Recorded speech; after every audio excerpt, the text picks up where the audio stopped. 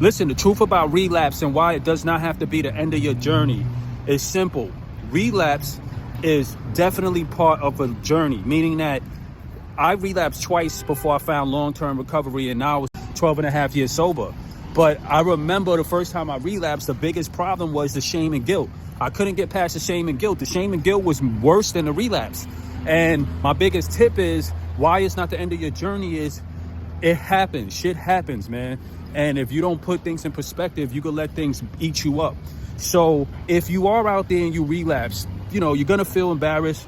You're going to feel a lot of shame. You're going to feel a lot of guilt.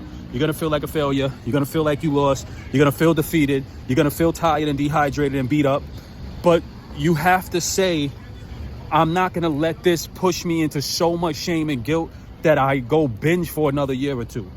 You got to just get up, dust yourself off and say, I know this is part of the process and I'm not throwing away my time and I'm getting back on the wagon. All right. That means if you got to go back to the hospital, got to go back to detox, got to call a family member, run to an AA meeting, run to a doctor, run to a priest, run to someone that can help you, run to a family member you trust.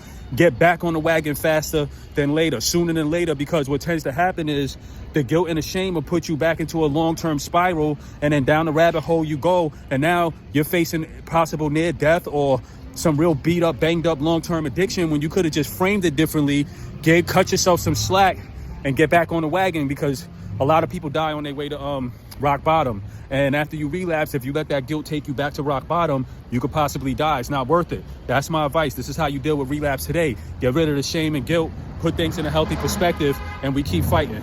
Peace and love.